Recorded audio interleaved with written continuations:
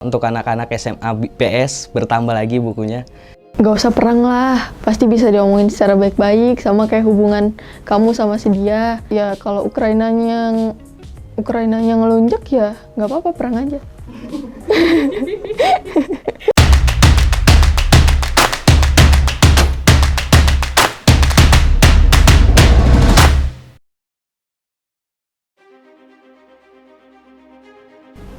Pertama mental sih ya pasti. Kayak lebih buku IPS makin tebal. Ya paling kan kita semakin maju di teknologi, jadi kita semakin pikiran kita harus lebih kritis lagi untuk kedepannya. Dunia ini kan sekarang kan teknologi semakin canggih ya, kita harus semakin pinter lagi untuk menggunakannya gitu. Cuman mungkin sedih kali ya untuk anak-anak SMA PS bertambah lagi bukunya. No problem, selagi itu permasalahannya ada di sana, kita di Indonesia dan beberapa di negara Asia Tenggara juga nyantai-nyantai aja. Yang kita pikirkan harus COVID ini, dan memang ekonomi sedang dibangun lagi di Asia Tenggara ini. Perang itu kan yang dirugiin kan bukan cuma negara itu doang. Seluruh dunia juga ikutan dirugiin, apalagi sekarang ada teknologi nuklir yang bisa, wah kalau udah dijatuhin tuh bomnya bisa ngancurin dunia deh, kayak gitu. Yang kita siapin ya, pertama iman dan takwa, kedua itu mental sih, lebih ke mental, juga dijaga keluarganya gimana, harus aman.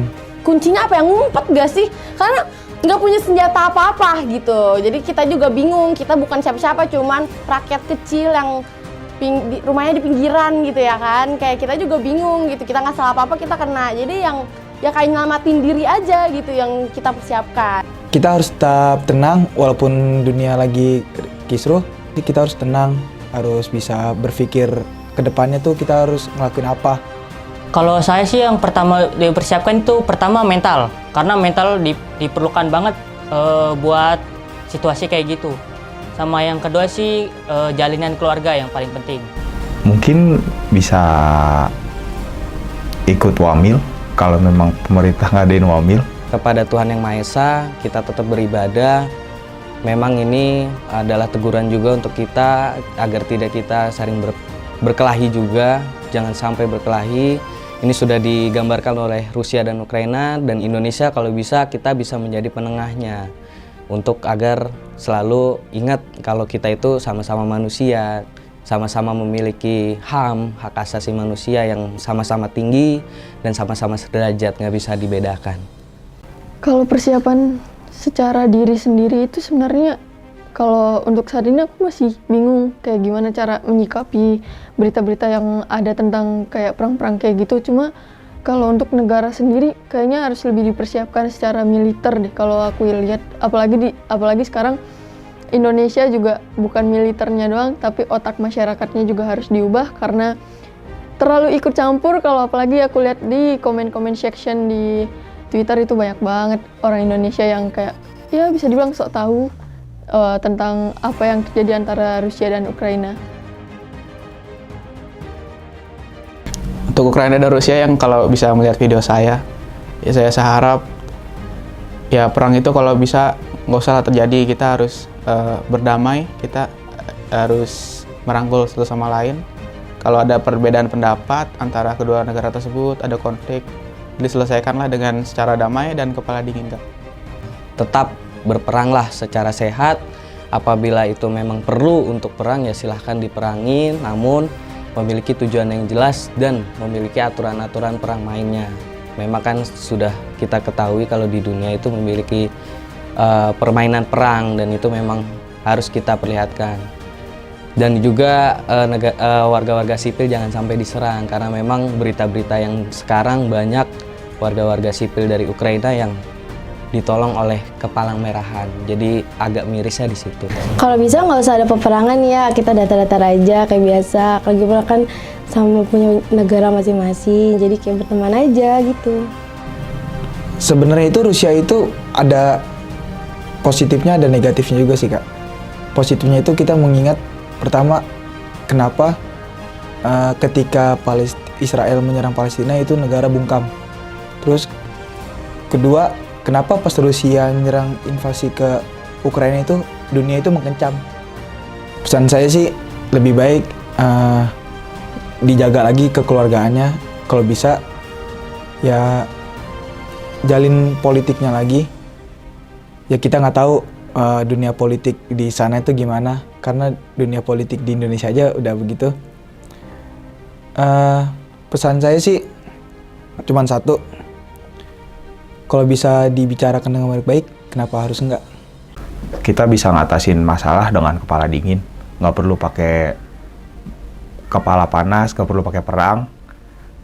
Kita cari jalan damainya, enaknya gimana? Kita cari jalan tengahnya yang biar bisa bikin positif kedua belah pihak dan seluruh dunia. Ya mau aku sampaikan, tolong kalau misalkan emang ada masalah itu dibicarakan baik-baik, jangan kayak dikit-dikit perang, kayak gimana ya? Dampaknya pasti besar sekali gak sih, banyak bangunan-bangunan yang rusak, banyak korban jiwa juga, menimbulkan banyak dampak negatif yang banyak sih pastinya.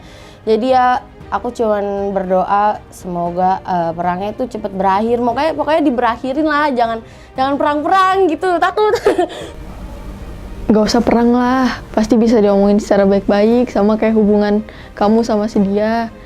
Terus juga kamu juga apa sih, negara-negara sekarang itu kan pasti udah ada ya yang namanya PBB gitu yang menguruskan negara-negara juga, pasti bisa diurus secara baik-baik.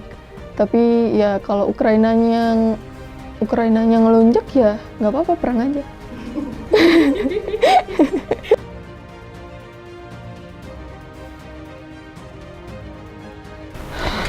Setelah itu bagaimana kita melihat Rusia dan Ukraina hari ini?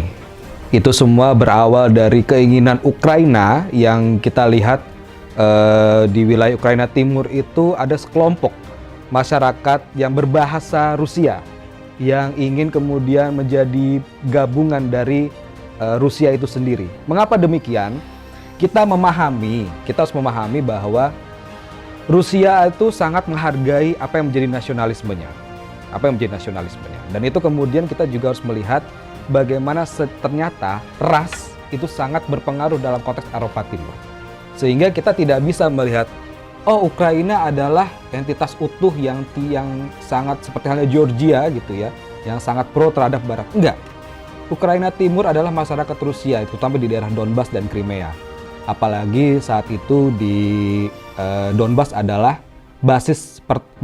bekas basis pertahanan militer Soviet. Dan itu artinya masih ada fasilitas-fasilitas militer milik Rusia yang ada di Soviet, termasuk Chernobyl, termasuk pangkalan nuklir. Dan itu sangat berharga bagi Rusia. Nah, maka kemudian itu menjadi sebuah legitimasi Rusia untuk mempertahankan wilayah itu.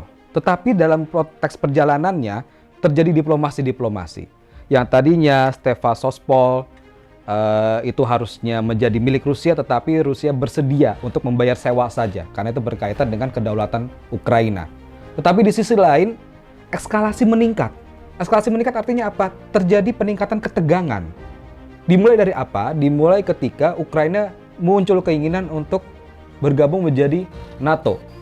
Dan itu membuat Rusia menjadi panas, dalam artian dia membawa musuh depan mukanya. Di sisi lain,